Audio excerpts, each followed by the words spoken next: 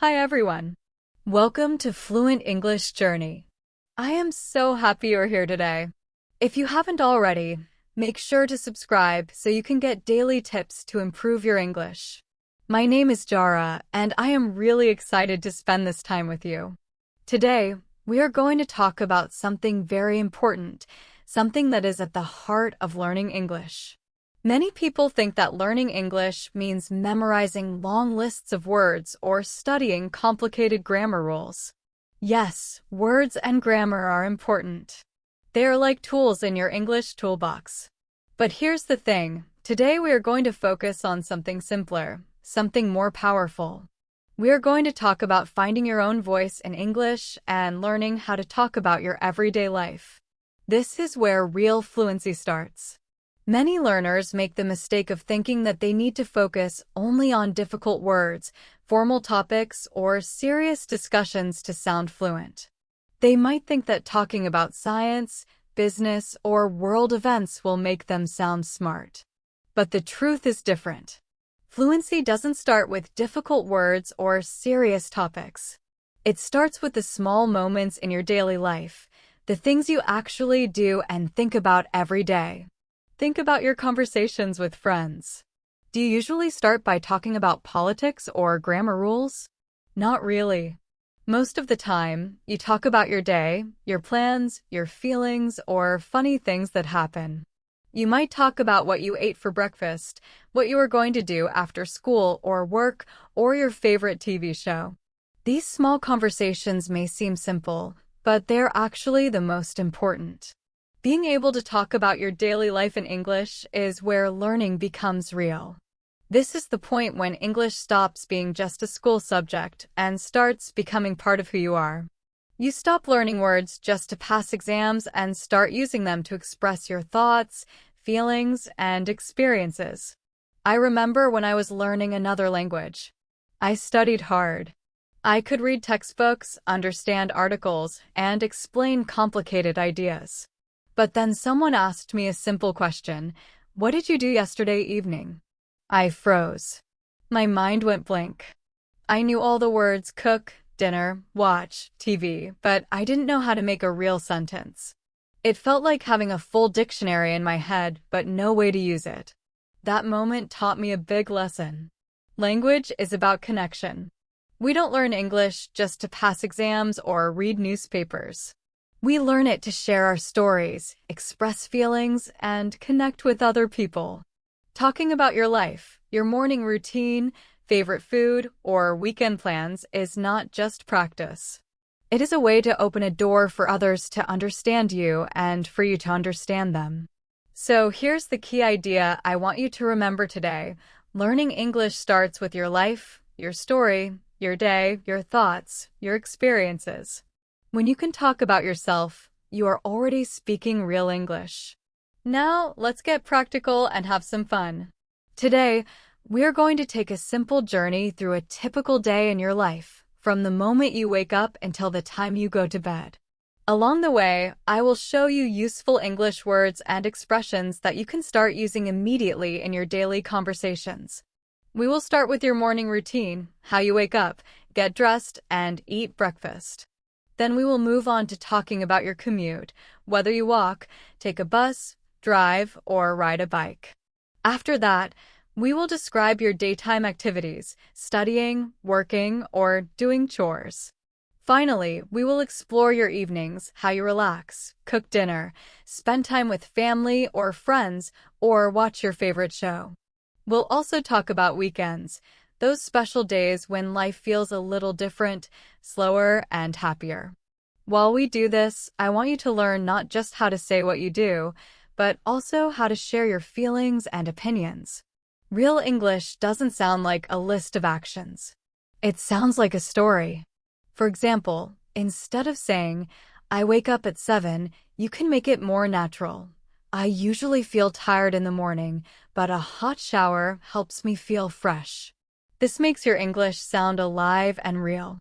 We will also practice asking good questions because conversations are not just about talking, they're about listening too.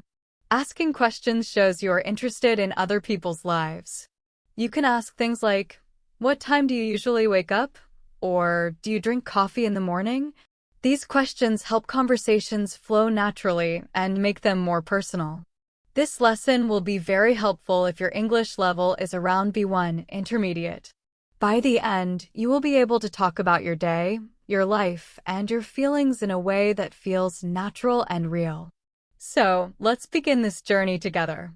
Your story, your day, and your experiences are the starting point for speaking real English.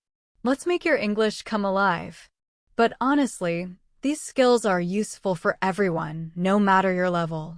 If you are a beginner, learning how to talk about your daily life can give you confidence. If you are an advanced learner, it can make you sound more natural and relaxed when speaking. Even if you already know a lot of grammar or vocabulary, learning to talk comfortably about your own life is one of the best ways to sound fluent. Here's an important idea to remember. Every small moment in your day is a chance to practice English. You don't always need a classroom, a teacher, or a textbook to learn. English is all around you. Think about your morning. When you wake up, you can start thinking in English. You don't need to say it out loud at first. Just describe your actions in your mind. It's time to get up. I'm brushing my teeth. I'm making breakfast. When you prepare your breakfast, you can keep practicing. I'm cutting some fruit. I'm making coffee. I'm pouring cereal into a bowl. These are simple moments, but they are like hidden English lessons inside your everyday life. So before we start, take a deep breath, grab a cup of tea or coffee, and relax. This is a small language journey, step by step. We will start with the morning because mornings are the beginning of everything. How you start your day often affects how the rest of your day feels. If your morning is calm and happy, the whole day usually feels smoother and brighter. Being able to talk about your morning in English is a very useful skill. People often talk about routines, what time they wake up, how they start their day, or what they eat for breakfast. It's a common and friendly topic that helps you connect with others easily. Now, take a moment and think about your mornings. How do you usually wake up? Do you wake up naturally with the sunlight on your face? Or are you like me, someone who needs a loud alarm clock, maybe hitting the snooze button a few times before finally getting out of bed? If this sounds like you, you could say something like, "My alarm goes off at 6 a.m., but I usually stay in bed for another 10 minutes. It's a short and simple sentence, but it already tells a story about your life. Or maybe like waking up early because you enjoy the quiet time before your day starts. You might say, "I wake up early because I enjoy the peace and silence before work." See how natural that sounds? These small phrases are basic, but meaningful. They tell a little story about who you are. And that's the point. English is most useful when you can share personal details. Once you can describe these small moments, you're not just practicing English, you are using English to connect with people. That's when real growth happens. Of course, not everyone struggles in the morning. Some people are full of energy as soon as they wake up. Maybe that's you. You open your eyes, stretch, smile, and get out of bed right away. No snooze button, no groaning, no complaining, just energy. You could say, "I usually get up as soon as my alarm rings because I like to start my day early." Now, once you're out of bed, what's the first thing you do? Everyone has different habits. Some people stretch their arms and legs to wake up their bodies. You could say, "I stretch for a few minutes every morning to feel more awake." Others check their phones to see messages, emails, or the morning news. The first thing I do after waking up is check my phone. Some like to make their bed right away. They say it makes them feel neat and organized. I always make my bed before leaving my room. It makes me feel ready for the day.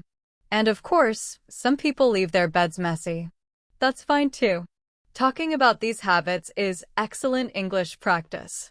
These small morning actions, stretching, grabbing, making, checking, might seem simple, but they're full of useful verbs. Words like stretch, grab, make, and check are powerful because you can use them every day. When you know how to put them in sentences naturally, your English will sound fluent and confident. Next comes one of the most universal and loved parts of the morning, breakfast. People say breakfast is the most important meal of the day. Do you agree? Some people eat at home. Others grab something quickly on the way to work or school. Here are a few examples you can use. I usually make myself some toast and a cup of tea for breakfast. I like to have eggs and fruit in the morning. I'm not really a breakfast person, so I just grab a banana on the go. These are everyday sentences, but they show real communication. They are the kind of English you can use anywhere.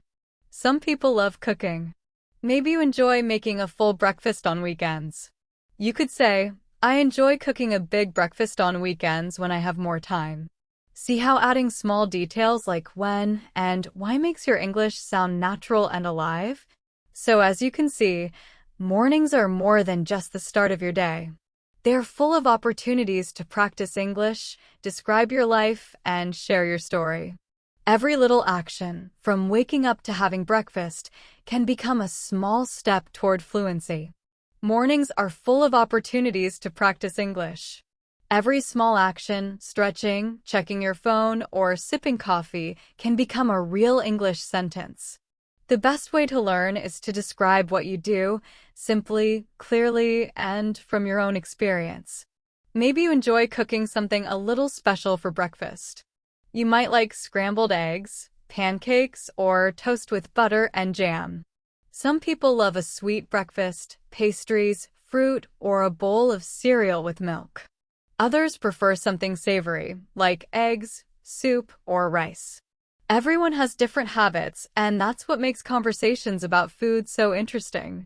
Even short sentences like, I prefer coffee over tea. I love sweet breakfasts, are great ways to start a natural conversation in English. You don't need complicated grammar. You just need to talk about what is true for you. After breakfast, it's time to get ready for the day. For most people, this means heading to the bathroom. You can say, first, I take a shower to wake myself up. I usually just wash my face in the morning because I prefer to take a bath in the evening. Both are simple, natural sentences that describe daily routines clearly. Then comes brushing your teeth, combing your hair, maybe styling it in a special way. Some people use hair gel or tie their hair neatly. Others just give it a quick brush and move on. Of course, one big part of the morning is choosing your clothes.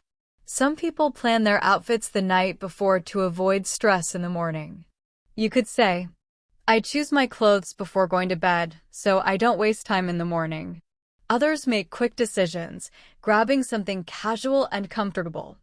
I usually wear jeans and a t-shirt because it's simple and easy. These small choices, how you dress, how you prepare, say a lot about your personality and habits. Let me share a story about someone I met, a cheerful woman from Japan named Ari.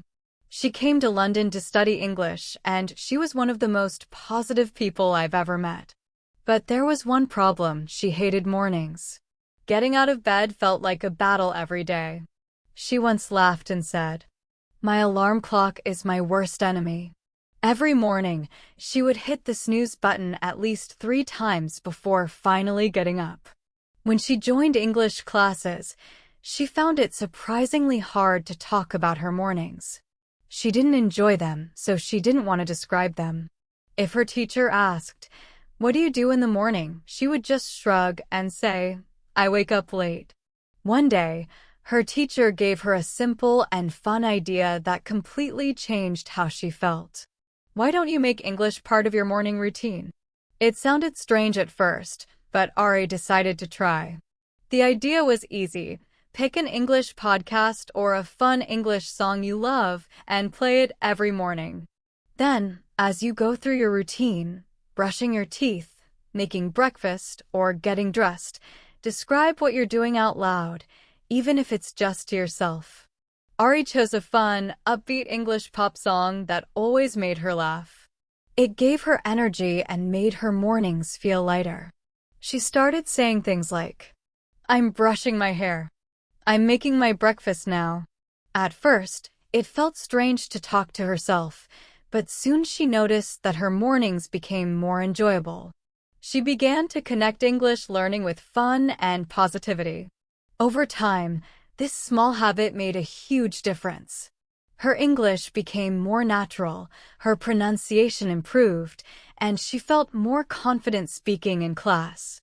Even better, she looked forward to her mornings. Like Ari, you can also turn everyday routines into small English lessons. You don't need extra time or special tools, just your voice and a bit of creativity. Ari decided to make a real change. No more snoozing. Every time her alarm rang, instead of pressing snooze, she would press play on her favorite English song. That became her new morning routine. Soon, her mornings felt completely different. The alarm rang, and instead of groaning under the blanket, she would smile and say out loud, it's so early. Okay, time to get up." When her feet touched the cold floor, she described it in English. "My feet are touching the cold floor." As she stretched, she said, "Time to stretch my body. Wake up, arms. Wake up, legs." Then she walked into the kitchen, still sleepy, and continued speaking. "I'm going to make some tea now. I need a big cup of tea to wake up." Do you see how powerful this is? Ari wasn't just thinking in English anymore. She was living in English. Every simple action became a small English lesson. She didn't need a classroom or a teacher right by her side. Her morning routine itself was teaching her English. Ari just used her real life as her practice ground. Little by little, she became more comfortable talking about her mornings. When someone asked her, "What do you usually do after you wake up?" she no longer froze or panicked. She could answer naturally and confidently. Her English grew stronger step by step, simply because she described the ordinary things she was already doing. Her story shows something beautiful. Even the parts of your day you don't enjoy can become fun opportunities to practice English. Ari took her biggest struggle, waking up early, and turned it into a playful English session. She sang along to her silly pop song, described her tea making out loud, and laughed at her own accent in the mirror. Because she practiced every morning, her English began to flow more easily. By the end of her course, she didn't just talk about mornings, she enjoyed them. She would tell her classmates, "Now my mornings are my English time." What once felt like a chore had become a moment of joy. Now let's move to another story. This one about Marco, a shy but polite young man from Italy. His mornings were very different from Ari's. Marco liked his routine. He woke up easily, prepared for class, and left home early. His challenge wasn't waking up, it was speaking English. Every morning, Marco stopped at a small coffee shop on the corner. It was his favorite place, warm and welcoming, with the smell of freshly baked bread and a friendly barista who always smiled. He ordered the same thing every day. "Can I have a latte, please?" He said it perfectly, with a polite smile, but the conversation always stopped there. Marco wanted to say more. He wanted to make small talk, ask how the barista's day was going, or comment on the weather. But every time he tried, his mind went blank. The words he knew disappeared, and he quietly took his coffee, said thank you, and left. This happens to many learners. You know the words, but nervousness blocks you, and you end up saying nothing. Then one morning, something changed. Marco noticed a small detail in his routine, a detail that would help him take his first step toward confidence. The barista, Sarah, was wearing a bright blue t-shirt with a funny cartoon of a cat playing the guitar. Marco loved cats. He smiled, and for the first time, he really wanted to say something. He remembered his teacher's advice, don't be afraid of small mistakes. So he took a chance. When Sarah handed him his coffee, he said softly, "I really like your shirt. The cat, it plays guitar." Was it perfect English? No. Did it matter? Not at all. Sarah understood him perfectly and smiled warmly. Oh, thanks. It's my favorite. My cat actually tries to play my guitar sometimes. Marco laughed, surprised at how easy it felt. He replied, Your cat plays guitar? That's amazing. Just like that, a real conversation began, simple, natural, and full of genuine connection. That tiny moment became a turning point for Marco. He realized communication isn't about perfect grammar. It's about courage, curiosity, and kindness. From that day on, Marco gave himself a small challenge. Every morning, he would add one extra sentence to his usual order. Nothing big, just a short comment or question. Some mornings, It's quite chilly today, isn't it? Other mornings, That croissant looks delicious. Is it new? Sometimes, he even joked about the strength of the coffee. Slowly, his shyness melted away. The baristas, used to quick customers, began enjoying these small chats. They greeted him with smiles, asked about his studies, or recommended a new drink. For Marco, these short, simple exchanges became one of the best parts of his morning. Each small sentence, each brave attempt, gave him more confidence. He discovered something powerful. You don't need long conversations to improve your English. Real conversations, even simple ones, are enough. Small topics, funny t-shirts, the weather, or food can become genuine communication. The key is to take small, brave steps, one comment, one question, one smile. Bit by bit, your English and confidence will grow naturally. Now, after breakfast, or maybe a coffee stop like Marco's, the next part of the day usually begins: commuting. This means getting from one place to another, whether it's work, school, or running errands. Think about your own routine. How do you travel? Do you take the bus, ride the train, drive, cycle, or walk? Every type of commute is a chance to practice English. You can describe it in simple sentences. I take the bus to work every morning. It takes about 20 minutes. I walk because my office is close to home. Short sentences like these are easy to use, but they form the foundation of real English conversations. Whether you're talking about your trip to work, your favorite route, or how crowded the bus is, you're learning to express real experiences. That's what makes your English come alive.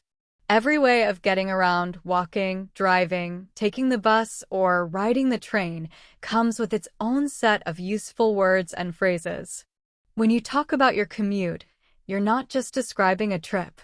You're describing an important part of your everyday life. For example, if you drive to work or school, you might want to describe the traffic. The traffic is usually heavy in the morning, and I sometimes get stuck in a traffic jam. Or maybe you're lucky and don't have to deal with traffic. I'm lucky. I live close to my office, so I just walk to work. No traffic for me. If you take public transport, there are also many simple ways to describe your experience. My commute is pretty long. I take the subway, and it's always crowded during rush hour. I usually take the bus, and I like to listen to podcasts while I ride. These are easy, natural sentences that clearly describe your daily routine. But notice something important. These sentences also open the door to conversation. For example, if you say, I listen to podcasts on the bus, someone might respond, Oh, really? What podcast do you like? Or if you say, I always get stuck in traffic, another person might say, Yes, me too. It's so frustrating. And just like that, you're having a real English conversation from one small sentence about your day. That's how everyday English works. You don't need long, complicated grammar or fancy vocabulary to connect with people. You just need to talk about the real things you do and feel. Of course, commuting isn't always smooth. Sometimes public transport is delayed. A train stops in the middle of the track. Your car breaks down at the worst moment, or you forget your bus pass. These moments can feel stressful at the time, but later they become great stories to share. You might tell a friend, You won't believe what happened this morning. The train stopped for 20 minutes. These small stories are perfect for practicing English and building natural conversation skills. Now think about your own commute. Do you listen to music or a podcast? Maybe something like Fluent English Journey? Do you read a book or check messages on your phone? Or do you just stare out the window, watching the city or countryside go by? All of these habits can become part of how you describe your day in English. Each little action, listening, reading, watching, adds color and detail to your story. Here are some examples you can try. I usually catch up on my emails on the bus. I love listening to audiobooks during my drive. I don't really do anything. I just look out the window and let my thoughts wander. See how simple these sentences are, yet they sound personal and real? They show a piece of who you are and what your life looks like. When you share these details, your English becomes more natural and people can connect with you more easily. So the next time you're on your way somewhere, sitting in traffic, standing on a crowded train, or walking down a quiet street, try describing what's happening around you in English. You can do it quietly in your mind or softly under your breath. Talk about what you see, what you hear, and how you feel. Every trip, no matter how short or ordinary, is a small opportunity to live and think in English. That's how your language grows, not just in the classroom, but in the real moments of daily life. Let me tell you about Leo, a cheerful student from Brazil studying in Dublin, Ireland. Leo had a bright smile and a good sense of humor, and his English was already quite good. But like many learners, he had one big challenge: starting conversations with strangers. Every morning, Leo took the bus to university. He always saw the same faces: the man with headphones, the young woman reading a book, and an older lady with a colorful umbrella. He often wanted to say something, a simple good morning or a comment about the weather, but his shyness held him back. His mind went blank, and he told himself, maybe tomorrow. Then, one chilly Irish morning, everything changed. The sky turned gray and rain started pouring just as the bus approached. Everyone crowded under the tiny shelter, trying to stay dry. Leo noticed the older lady struggling with her umbrella. Without thinking too much, he smiled and said, "Oh, it's really pouring, isn't it? Here, let me help you with that." The lady looked surprised but happy and replied warmly, "Oh, thank you, dear." Just like that, the ice was broken. From that morning on, Leo and the lady, Mrs. Amelie, began chatting while waiting for the bus. At first, their conversations were short and simple. They talked about the weather. "Lovely day today, isn't it? Looks like it might clear up later." Sometimes they laughed about how late the bus was. Occasionally, Mrs. Amelie even offered Leo a small biscuit while waiting. Those tiny moments became special. Over time, Leo's confidence grew. He learned to reply quickly without worrying about mistakes. He began to understand Mrs. Amelie's Irish accent more easily, catching jokes and expressions. What used to feel like a quiet, lonely bus stop became a little classroom filled with kindness, laughter, and learning. One day, as Leo and Mrs. Amelie chatted about the strange Irish weather, Leo realized something very important. He didn't need perfect grammar or long, fancy sentences to have real conversations. He didn't even need to think too hard about what to say. All it took was noticing something small, a delay, the rain, an umbrella, and turning it into a friendly comment. That simple moment of kindness and curiosity changed everything for him. His commute was no longer just a boring bus ride. It had become a short English practice session filled with smiles and genuine human connection. Leo's story reminds us that language learning isn't just about textbooks or lessons. It's about people. It's about looking up from your phone, noticing the world around you, and daring to start small. Even a single word, a short question, or a friendly comment can open the door to conversation. So next time you're standing in line, sitting on a bus, or waiting for your coffee, look around. Maybe there's a chance to say something kind or simple in English. That small moment might become the start of a new friendship, just like it did for Leo. Now let's move on to another story, this one about Javier, a traveler from Spain who was backpacking through the United Kingdom. His story shows how everyday English comes alive when you're on the move and meeting people from all over the world. Javier had been in the country for only a few weeks, but his English was already improving quickly. He felt proud of himself. He could order food at restaurants, ask for directions, buy tickets, and chat with other travelers at hostels. Every small success made him more confident. But soon, he would face a situation that tested his English in a whole new way. One sunny afternoon, Javier was driving a small rental car through the quiet countryside. The road stretched endlessly, surrounded by golden fields and tall trees. His phone sat on the dashboard, guiding him with GPS. Everything seemed fine until suddenly his phone went black. The battery had died.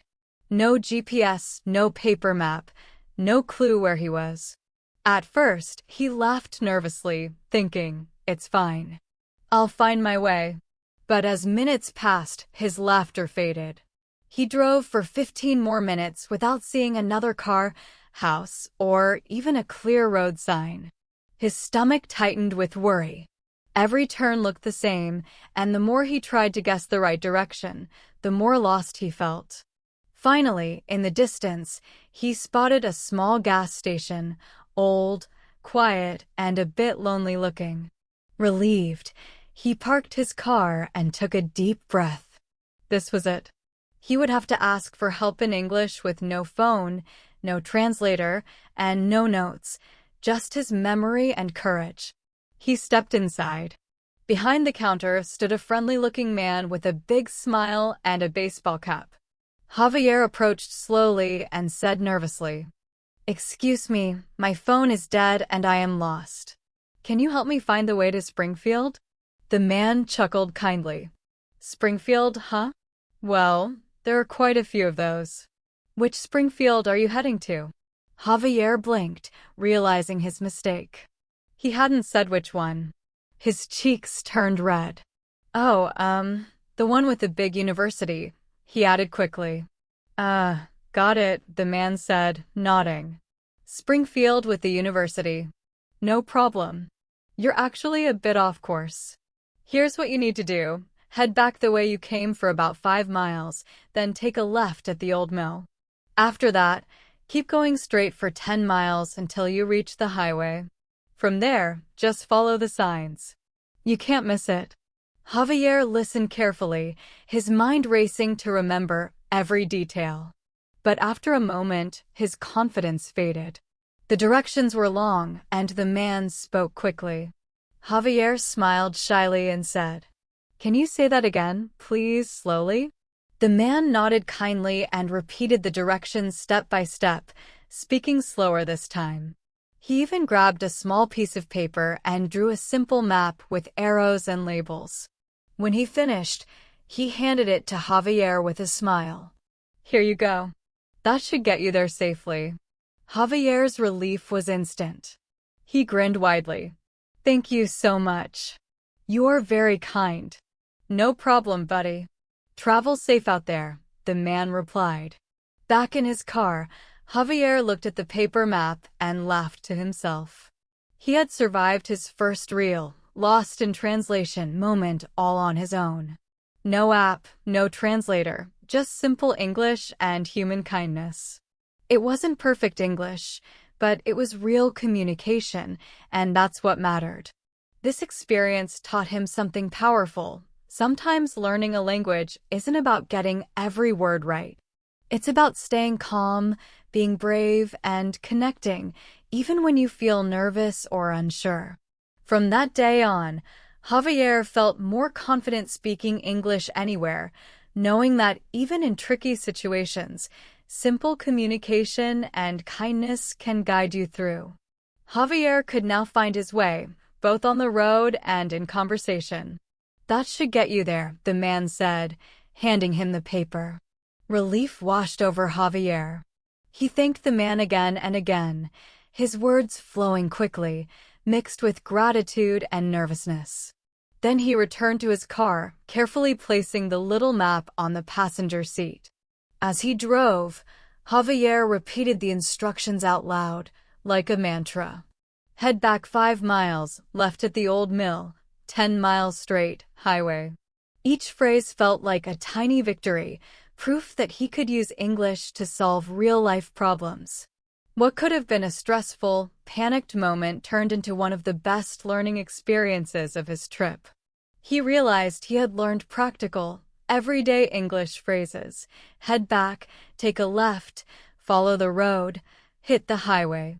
More importantly, he had strengthened his confidence. He learned that it was okay to ask for help, okay to rely on simple English, and okay to make mistakes.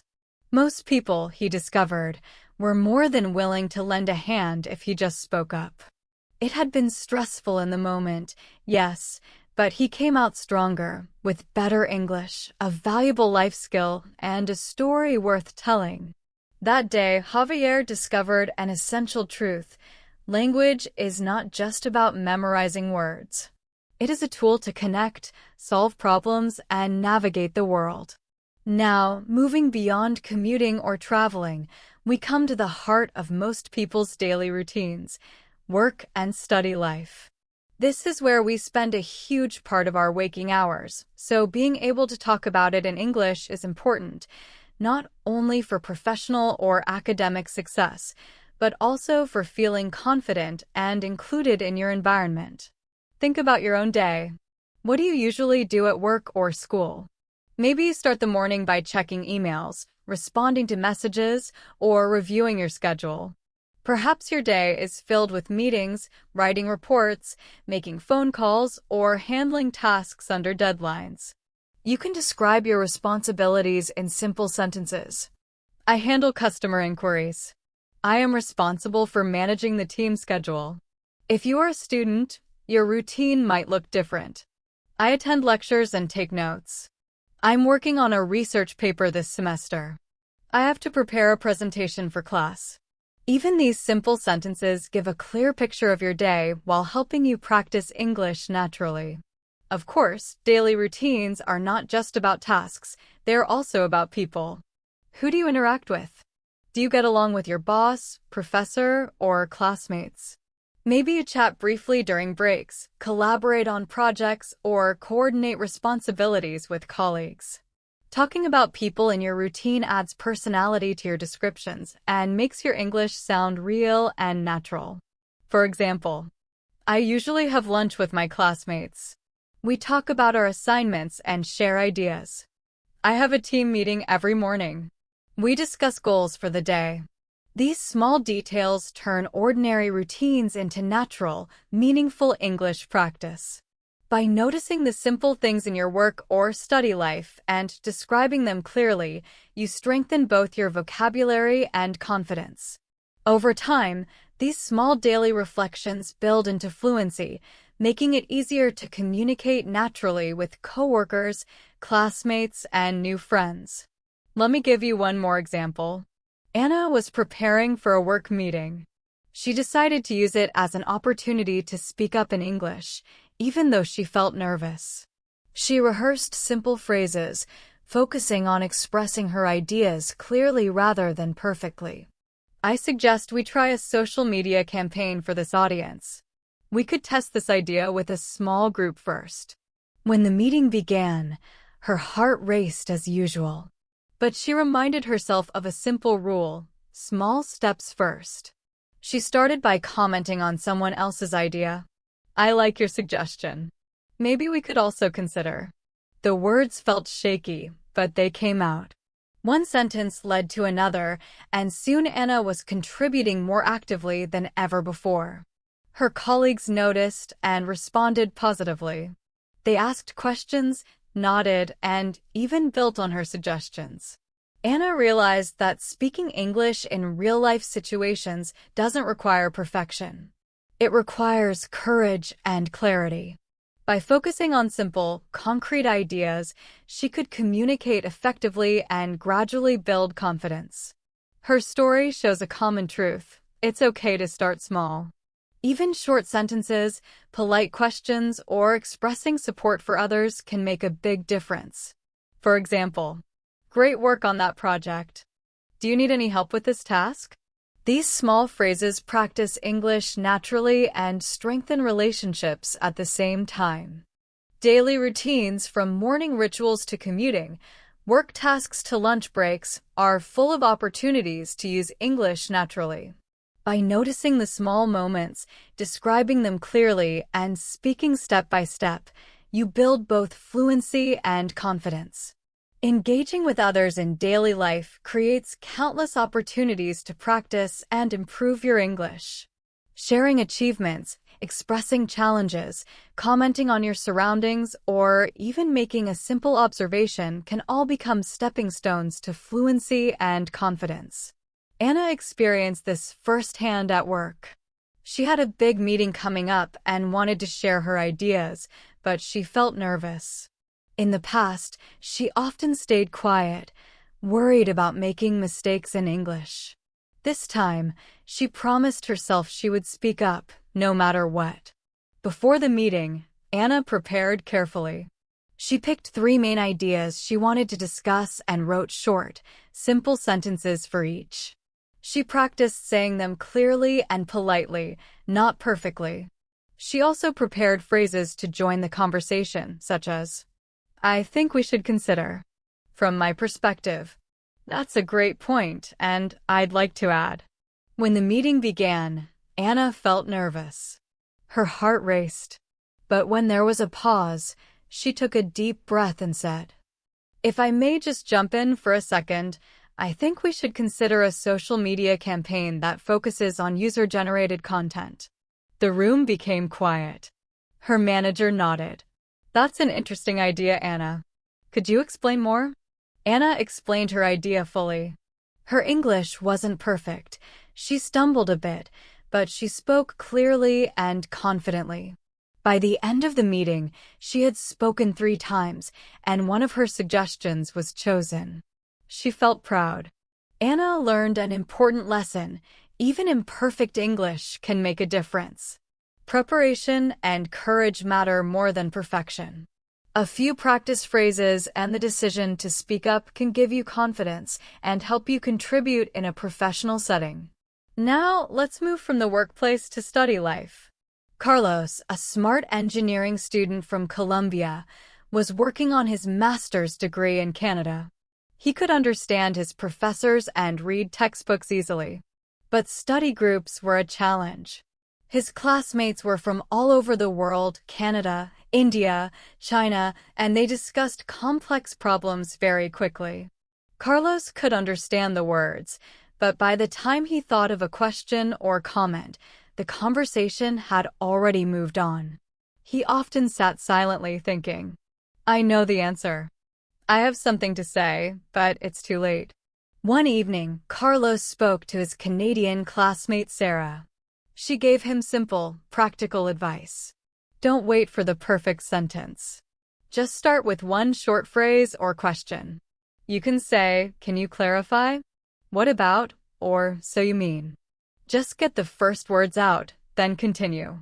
Carlos tried this at the next study group. When someone explained a difficult concept, he said, "So, you mean we should consider the stress points here? Can you clarify the formula you used?" His English wasn't perfect, but he was participating. He also prepared 1 or 2 simple questions before each session to warm up. Over the semester, Carlos went from being a quiet listener to an active participant. His confidence grew, and he became a respected member of the group. Carlos realized that even small steps, like starting with a short phrase, can lead to big results. Daily life at work or school often has challenges and embarrassing moments, but it also teaches valuable lessons. Mistakes are okay. Speaking slowly is okay. Starting with just one short sentence is okay. What matters is trying, participating, and gradually improving. Some moments of daily life teach the biggest lessons. Take Isla, a young designer from France who worked for an international fashion brand. She was usually careful with her English. Even small mistakes in English are normal and can be funny. Isa discovered this one busy afternoon while rushing to send an email about a design change. Instead of writing, "Please review the attached mock-up," she accidentally typed, "Please revile the attached mock-up." She laughed at the tiny mistake and realized an important lesson: English doesn't have to be perfect to be effective. Handling errors with honesty, politeness, and courage is what truly matters. After work or study, most people move to downtime and leisure. These are golden hours, not just for relaxing, but also for easy and fun English practice. What do you usually do after work or class? Perhaps you go to the gym. After work, I usually hit the gym for an hour to burn off some steam. Relax at home. I like to chill on the couch and watch TV. Take a walk or unwind. I usually walk in the park to clear my mind. Using casual phrases like burn off steam, chill out, or kick back makes your English sound natural and friendly. Entertainment is also a great conversation starter. You could say, "I'm binge-watching a new fantasy series. It's so addictive." "I prefer reading a good book before bed." Music works too. "I love listening to pop music while cooking dinner." "I usually listen to jazz to relax." These simple sentences let you share your hobbies and interests without pressure, and they give your English a natural, personal feel. Isa realized downtime is not just for resting. It's a chance to practice English naturally. Even small moments like a typing mistake, a new song, or a favorite show can become learning opportunities. Dinner is another excellent topic. Do you cook at home or eat out? Examples: I usually cook a quick meal like pasta or stir-fry. I love trying new restaurants. There's a great Thai place near my apartment. Food is universal, sparks conversation, and allows you to describe flavors: spicy, sweet, savory, tangy, or bitter, and personal preferences. You can also talk about who you share meals with. We often have friends over for dinner on weekends. My family and I like to go for walks after dinner. Even simple evening activities, chatting over tea, playing board games, or watching a movie, give chances to use English naturally. Bedtime routines are another opportunity. I usually read for an hour before turning off the lights. I sometimes listen to a relaxing podcast to fall asleep. These short sentences are easy to remember and clearly describe your daily life in English. Here's a real-life example. Jara, a lively student from Spain living in London, loved cooking Spanish dishes. One evening, her flatmate Emma suggested they cook an English dish together: shepherd's pie. The recipe was in English, and Jara realized she didn't know some cooking words. "What does sauté mean? And what's a knob of butter?" Emma explained step by step. Jara learned new words like chop, stir, melt, and bake, and practiced asking questions and following instructions in English. Mistakes were part of the learning, and by the end, they enjoyed the meal together. Jara realized learning English could be fun, practical, and connected to things she loved. From music and food to evening routines and cooking, daily life is full of chances to practice English. You don't need perfect grammar or long sentences. Simple words and short phrases are enough to communicate clearly. Sharing your day, hobbies, meals, and small moments helps you connect naturally and builds confidence. Just like Jara learned, combining curiosity, practice, and everyday activities turns your daily life into an enjoyable English lesson. Jara's cooking lesson turned into a fun way to learn English. She learned that sauté means to cook quickly in a little fat, and a knob of butter is just a small piece. Each step of the recipe became a mini English lesson. Chop the onions, mince the garlic, simmer the sauce, mash the potatoes. At one point, she added too much salt. "Oh no, I've oversalted it," she exclaimed. Emma tasted it and made a face. Yeah, that's a bit salty. Never mind, we can fix it by adding water, Jara said. Even with the salty mistake, they laughed all evening. The next day, Jara proudly told her friends, "Yesterday, I sautéed onions, minced garlic, and accidentally oversalted the shepherd's pie, but we fixed it."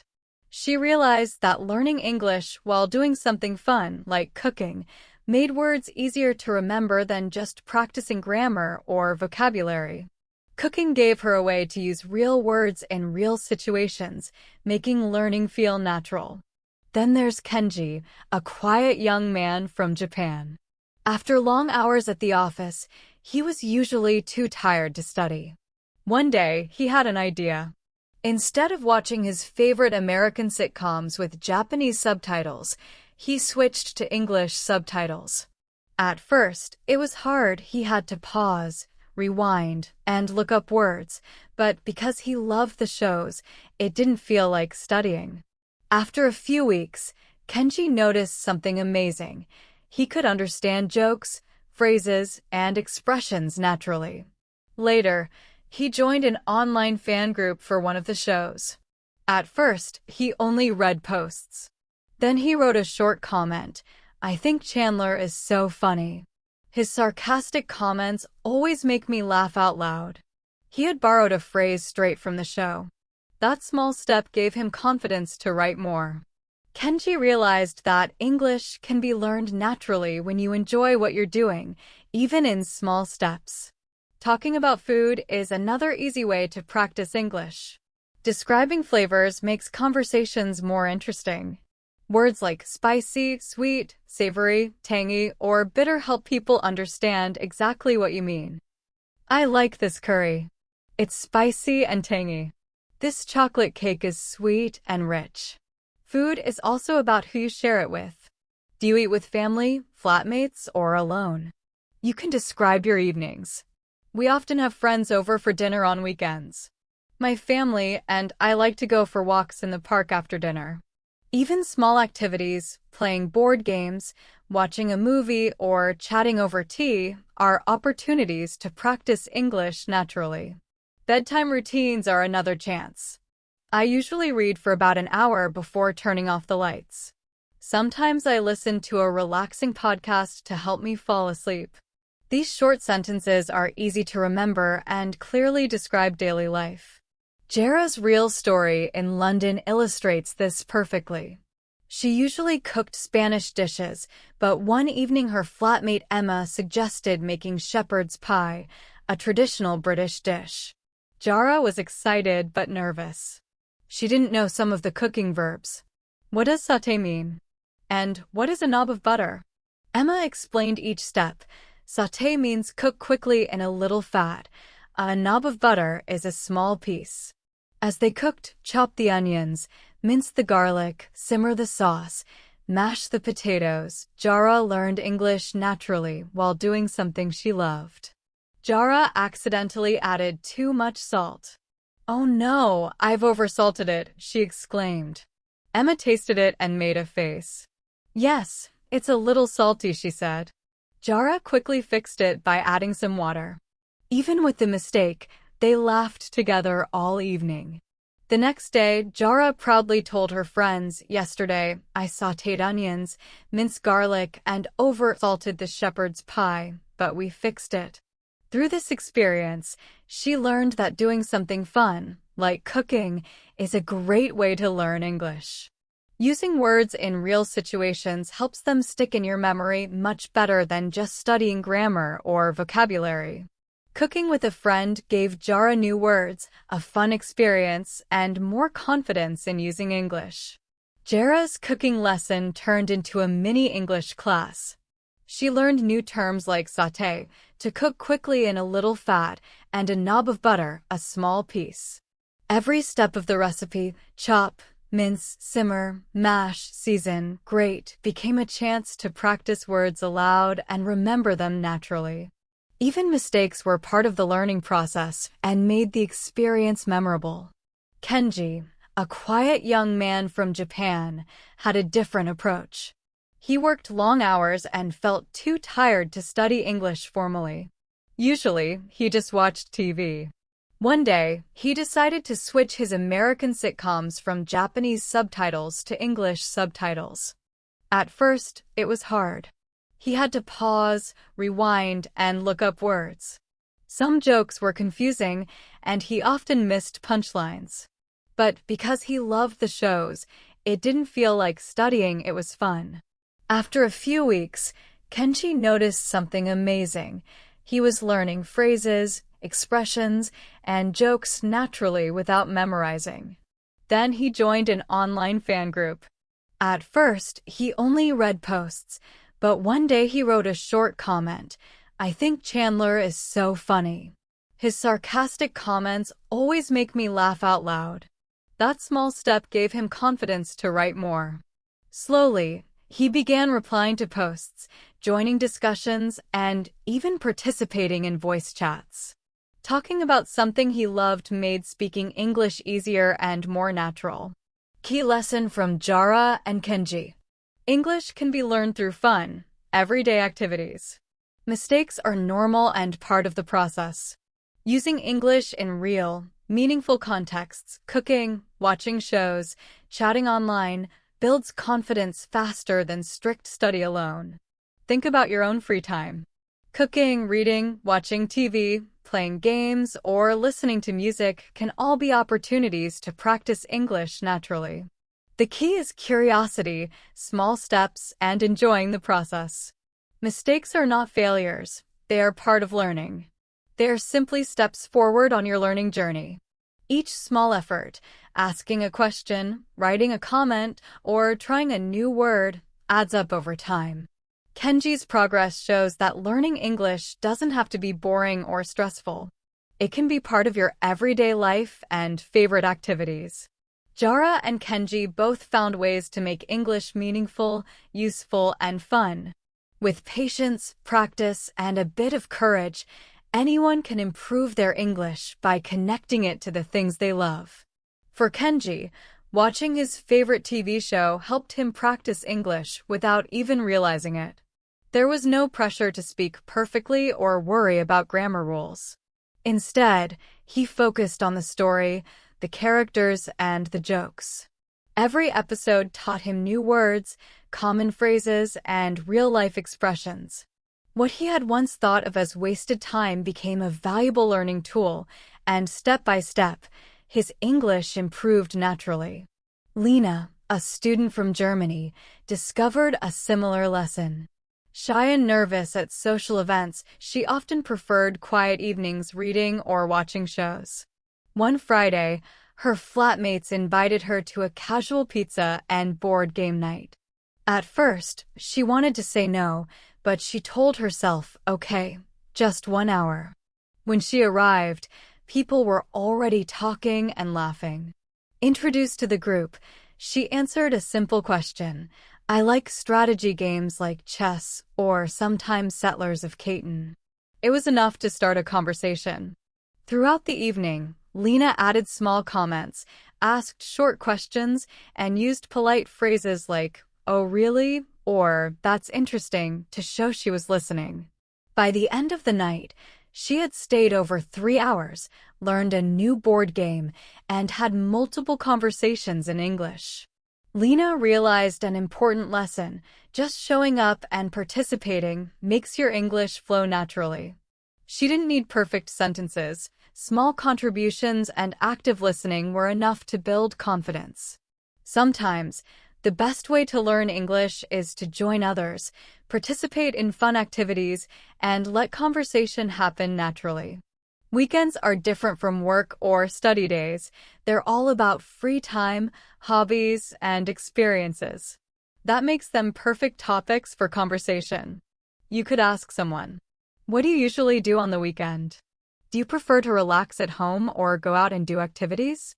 Simple questions like these often lead to long, friendly conversations. People might say, "I usually go hiking." "I like to cook something special on Saturday nights." These short sentences open the door to stories, explanations, and follow-up questions. Weekends also give people a chance to talk about hobbies, visiting friends, playing sports, or exploring the city. Sharing these stories helps English learners practice not just words, but storytelling skills. Being able to describe your free time makes your English sound natural and relatable. Think about your own weekends. Do you plan activities in advance or go spontaneously? You could say, I usually like to have my weekends planned out. I prefer to play it by ear on the weekends. Small details, like whether you sleep in, wake up early, or go shopping, make conversations more personal and interesting. For example, I usually sleep in on weekends to catch up on rest. I go to the local market to browse for fresh produce. Talking about everyday activities, hobbies, and plans is a natural way to share your life and practice English without pressure. Shopping at a mall or looking for a specific item gives you chances to practice practical English. You can ask simple questions like, do you know where I can find the dairy section? How much does this cost? These small phrases are very useful in everyday life and make English feel practical and alive. Weekends are also great for sports and outdoor activities. Do you play football, tennis, or another sport? Maybe you enjoy hiking, biking, or picnics in the park. You could say, I usually play football with my friends on Saturday mornings. My family and I love to go for long walks in the countryside on Sundays. These phrases let you talk naturally about hobbies, fitness, and outdoor activities. Weekends are also a time for friends and family. You might visit relatives, invite friends over, go out for a meal, have coffee together, or watch a movie. Examples. We often have friends over for dinner on the weekend. I like to go to the cinema with my sister on Saturdays. These simple sentences make it easy to talk about your social life. Real-life example. David, a university student from Germany, was already good at English, but wanted to practice real-life speaking. He decided to do an English immersion weekend, speaking only English for 2 days. On Saturday, his flatmate asked, "What are your plans for the weekend?"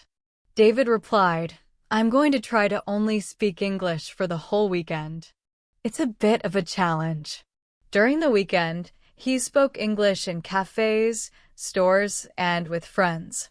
At the bakery, "Is this wholemeal bread freshly baked today?" Asking directions, he politely repeated his question until the shop assistant understood. By Sunday evening, David felt proud and confident. Speaking English in real-life situations was different from classroom exercises. It allowed him to ask questions, describe plans, share opinions, and even joke. Small efforts like this add up quickly, showing how regular practice builds fluency. Real-life example. Maria, on her first visit to the farmer's market, felt nervous about local accents and mistakes. She started slowly, practicing greetings. "Good morning. How are you today?" Then she asked simple questions. "How much are the tomatoes? Which apples are sweetest? Do you have any fresh herbs today?" Even if she didn't understand everything at first, she asked politely for repetition. Over a few Sundays, Maria improved her English naturally, connected with the community, learned vocabulary, pronunciation, and polite expressions. The market became a lively classroom where every small interaction, a question, comment, or polite request, built her confidence. Mistakes weren't embarrassing. They were part of learning. Maria also discovered the importance of expressing feelings and opinions. She commented on colors, smells, and flavors. "This lavender soap smells amazing. I think these strawberries are the sweetest I've ever tasted." Simple expressions of enjoyment, curiosity, or surprise make your English sound natural and help you connect with people. Key takeaway. Weekends, shopping, sports, hobbies, or casual outings are full of natural English practice opportunities. By asking questions, commenting, or expressing feelings, you build vocabulary, fluency, and confidence without stress or formal lessons. They are simply steps forward on your learning journey. Each small effort, asking a question, writing a comment, or trying a new word, adds up over time. Kenji's progress shows that learning English doesn't have to be boring or stressful. It can be part of your everyday life and favorite activities. Jara and Kenji both found ways to make English meaningful, useful, and fun. With patience, practice, and a bit of courage, anyone can improve their English by connecting it to the things they love. Kenji, learning naturally through TV and online fun. Watching his favorite TV show helped Kenji practice English without even realizing it. It felt natural and fun. There was no pressure to speak perfectly, and he didn't have to worry about grammar rules. Instead, he focused on the story, the characters, and the jokes. Every episode taught him new words, common phrases, and expressions people actually use. What Kenji once thought of as wasted time became one of the best ways to learn English. He realized learning doesn't always have to be in a classroom or with textbooks. By enjoying something he loved, he picked up English naturally, step by step. Each time he laughed at a joke, recognized a phrase, or understood a sarcastic comment, his English improved a little more. Over time, watching TV became not only entertainment, but also a valuable part of his learning journey. Lena, small steps in social situations. Lena discovered that learning English doesn't always have to be hard or serious. It can happen naturally when you're relaxing and enjoying yourself. Lena, a student from Germany, was shy and often nervous at social events. She loved quiet evenings reading or watching shows, but she knew she needed to practice speaking. One Friday, her flatmates invited her to a casual pizza and board game night. At first, she wanted to say no, but she told herself, just 1 hour. At the event, someone asked what games she liked. She took a deep breath and said, "I like strategy games like chess or sometimes Settlers of Catan." It was short, but enough to start a conversation. Throughout the night, she added small comments, asked short questions, and used polite phrases like, "Oh really?" or "That's interesting." By the end of more than 3 hours, she had laughed, learned a new game, and had several little conversations in English. Lena realized something important. Just showing up and joining a shared activity, even when nervous, made her English flow naturally. She didn't need perfect sentences. Small contributions and active listening were enough to practice speaking and build confidence. Sometimes the best way to learn English is to join others, participate in fun activities, and let conversation happen naturally. Weekends, perfect topics for simple, real talk. Weekends are different from work or study days. They're about free time, hobbies, and experiences. That makes them perfect topics for conversation because people love to talk about how they spend their free time. You could ask, "What do you usually do on the weekend? Do you prefer to relax at home or go out and do activities?" Simple questions like these often lead to long, friendly conversations. People might say, "I usually go hiking. I like to cook something special on Saturday nights." These short sentences open the door to stories, explanations, and follow-up questions. Weekends also give people a chance to talk about hobbies, visiting friends, playing sports, or exploring the city. Sharing these stories helps learners practice not just words and phrases, but also storytelling skills. Being able to describe free time makes your English sound natural and relatable. Think about your own weekends. Do you plan activities in advance or go spontaneously? I usually like to have my weekends planned out. I prefer to play it by ear on the weekends. Small details, sleeping in, waking up early, shopping trips, or browsing a local market make conversations more personal and interesting. Talking about everyday weekend activities is a natural way to share life and practice English without pressure. Practical, everyday phrases in shops and markets. Shopping at a mall or looking for a specific item. You can use very practical questions. Do you know where I can find the dairy section? How much does this cost? These simple phrases are useful in everyday life and make English feel practical and alive. Weekends are often for sports or outdoor activities too. I usually play football with my friends on Saturday mornings. My family and I love to go for long walks in the countryside on Sundays. Sharing hobbies, fitness, or outdoor activities lets you talk naturally about what you enjoy. Weekends are also for friends and family. We often have friends over for dinner on the weekend. I like to go to the cinema with my sister on Saturdays. These sentences make it easy to talk about your social life. David's English Immersion Weekend. David, a university student from Germany, felt his speaking practice was too formal, too classroom-like. He wanted real-life English, so he tried a challenge. He would speak only English for an entire weekend. Saturday morning, his English flatmate asked about his plans. David said, "I'm going to try to only speak English for the whole weekend." It's a bit of a challenge.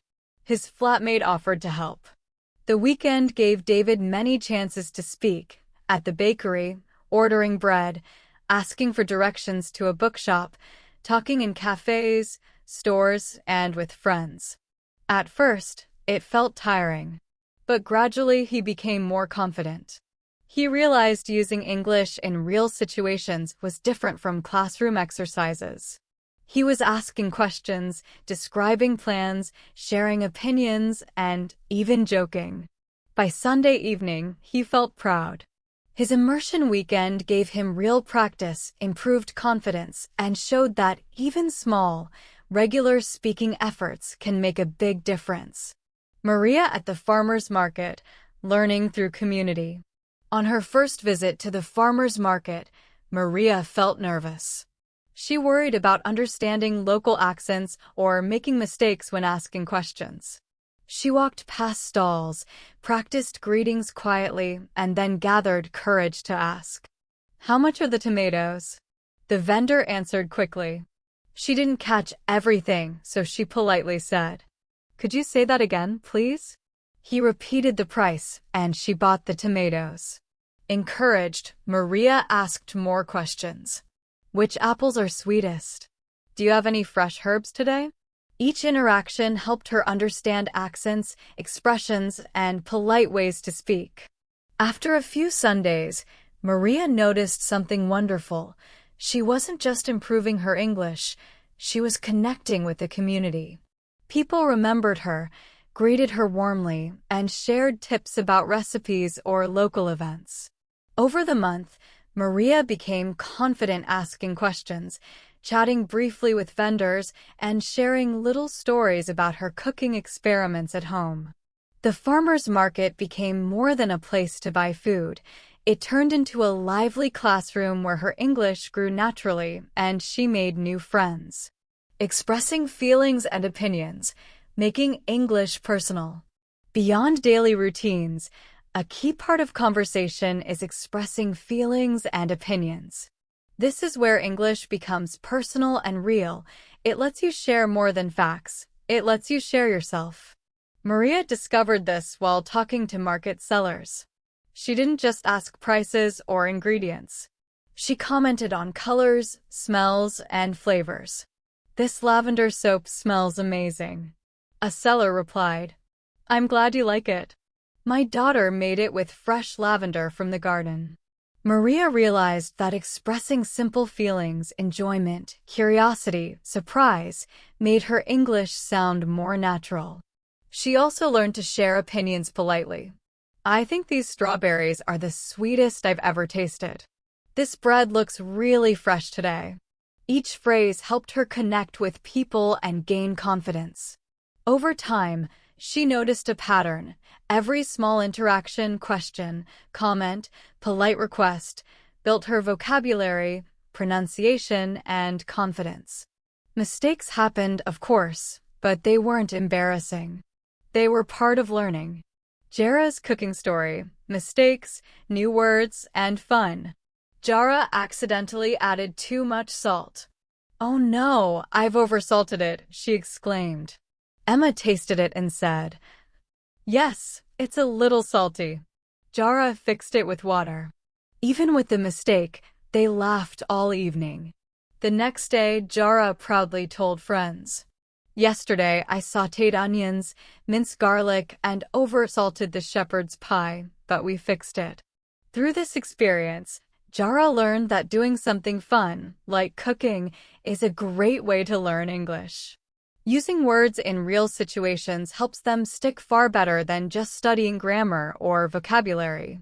Cooking with a friend gave her new words, a fun experience, and more confidence in using English every day.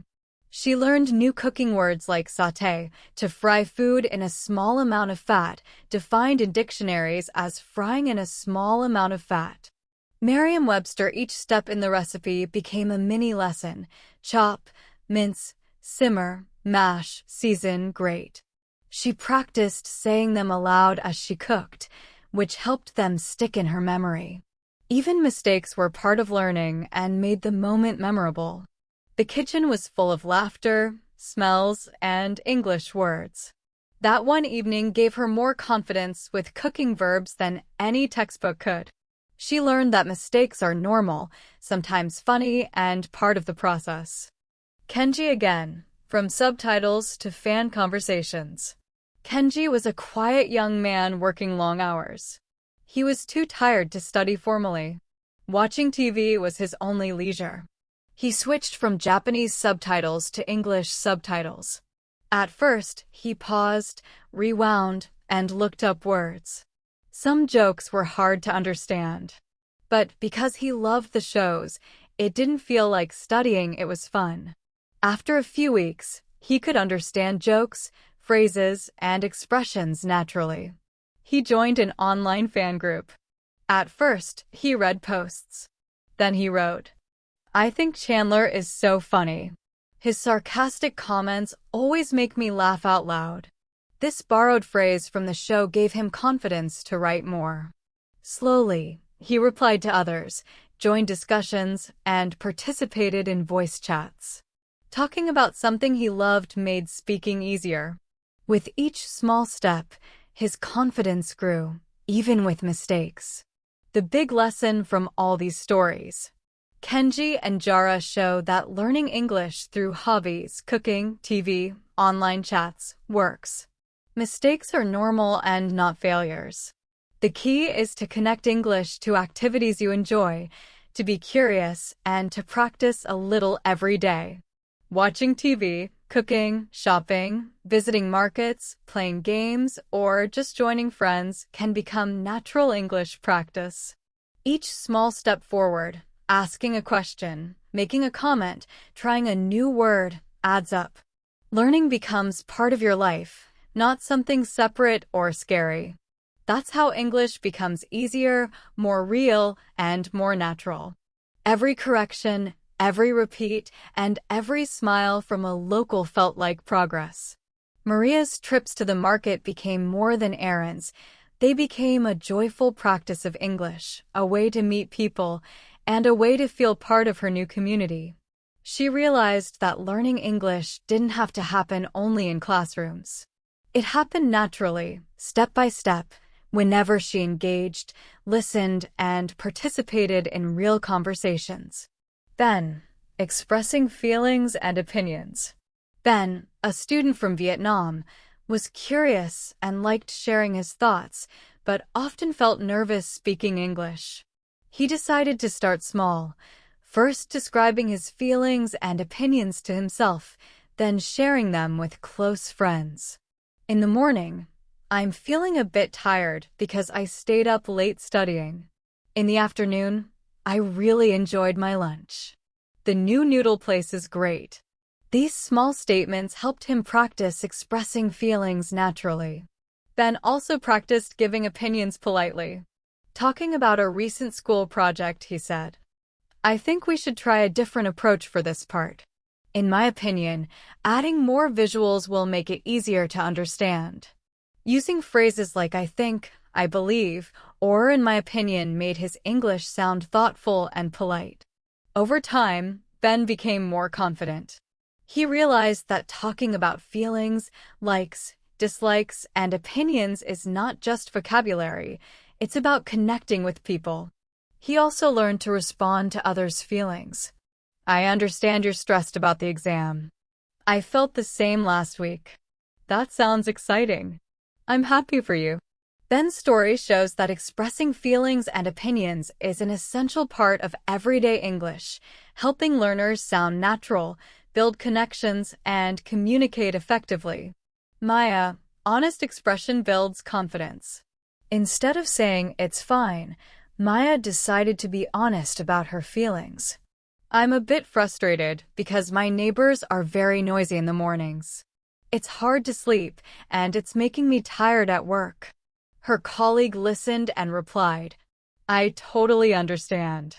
Maybe you could talk to the building manager. By expressing her feelings clearly, Maya didn't just vent. She opened the door to advice and support. She began practicing simple phrases for daily frustrations. I'm a bit annoyed because. I'm stressed about. Later, she also shared positive feelings. I'm really happy about how the presentation went. The team supported me and I felt confident. Expressing both positive and negative emotions made her English more natural and strengthened her relationships. Linking stories to learning. These examples, from Ben's honesty about feelings, Maya's clear expression, Jera's cooking, Kenji's TV practice, Lena socializing, David immersing in English, and Maria practicing at the market, show a common theme. Real-life experiences and authentic self-expression are powerful ways to learn English. Language is more than grammar and vocabulary. It's about sharing who you are, connecting with others, and practicing in meaningful ways. Mistakes, small victories, and everyday conversations are all part of the journey. By linking learning to hobbies, routines, emotions, and interests, English becomes a tool for life, not just a subject to study. Everyday conversation, asking, listening, and responding. Asking about updates is common in daily English. How's work going? How's your family? What have you been up to lately? These questions show interest and invite conversation. Short, encouraging phrases like, that sounds great, wow, really, or no way keep the flow going. For example, if someone says, I went hiking this weekend, you could respond, oh, really? That sounds fun. Where did you go? Was it difficult? Did you take any photos? Each small question keeps the conversation moving and gives the other person a chance to share more. Maya used these techniques after her coffee break conversation about noisy neighbors. By asking simple follow-up questions, she turned short interactions into longer, meaningful conversations. Phrases like, tell me more about that, or how did that feel, helped her connect with colleagues, neighbors, and new friends. Small, natural conversations matter. You don't need perfect grammar or complex sentences. Simple questions and comments are often enough to show interest. Encourage others to share. Practice English in real situations. Over time, these interactions build confidence and make speaking English feel less like a challenge and more like a natural part of life. For example, Lemming replied, I'm planning to go to the park. I like walking there on weekends. Do you like going to parks? Short, easy, and natural. Sarah smiled and responded, giving Lemming a chance to continue the conversation without pressure. Over time, he realized that conversations don't need to be long or perfect. Even short sentences paired with a follow-up question can keep the interaction going. Lemming, small steps, natural conversations. Lemming felt nervous when speaking English. Sometimes, when someone asked an open question like, what do you usually do in your free time? His mind would go blank. But his language partner, Sarah, gave him a simple tip. You don't have to say everything at once. Just choose one thing to talk about and then ask a question back. One day, Sarah asked, do you want to do something this weekend? Lemming replied, "Yes, I think I will visit a museum." "Do you like museums?" By asking a question back, he turned the conversation to Sarah. She shared her museum experiences, and Lemming listened carefully. He learned new words and phrases he could use next time, such as, "Oh, that sounds interesting. What kind of museum was it?" This back-and-forth conversation felt better than just answering questions. It wasn't a test. It felt like a fun game where both people participated. Lemming realized that good conversation isn't about talking all the time. It's about encouraging the other person to speak. When both people join in, English becomes easier, more natural, and enjoyable. The journey of learning English. Learning English is not a race. It is a long journey. Some days are good, words come easily, and conversations feel fun. Other days are harder. You might stumble, pause, or feel unsure if you're improving. That is normal. Every learner experiences this. The key is patience. Keep practicing and remember why you want to learn English. Think of your English like a tall, strong tree. A tree doesn't grow in a day. It grows slowly, day by day. Rain, sunshine, and wind help it grow. Each small root it spreads and each leaf it grows is a step toward becoming strong. Your English grows the same way. Every conversation you have, every new phrase you learn, and every mistake you correct is like a tiny root or leaf. Slowly, step by step, you become more confident and fluent. Even small efforts matter. They quietly build your English skills over time. Staying motivated. Remember your why. On tough days, learning can feel frustrating. You might ask yourself, why am I even doing this? That's normal. The important thing is to remember why you started learning English. Your reasons could be to travel and meet people from different countries, to improve at work and handle international projects, to enjoy movies, books, or music without subtitles, to challenge yourself and enjoy learning new skills. Your why is like fuel. It pushes you forward when the path is hard. Celebrate your achievements. It's also important to celebrate your achievements, both small and big. For example, having your first 15-minute conversation in English, explaining something to a native speaker, giving a presentation in English at work. These accomplishments show you how far you've come and build real confidence. The middle stage. Slow but meaningful progress. Learning English has a middle stage that can feel slow and frustrating. You may wonder, am I really improving? Even when progress seems small, your brain is learning. It's connecting words, ideas, and grammar. Every small step counts. Conversations you have, new words you learn, sentences you read or write. During this stage, consistent daily practice is key. Even short actions help. Have a quick conversation. Read a paragraph. Listen to a short podcast.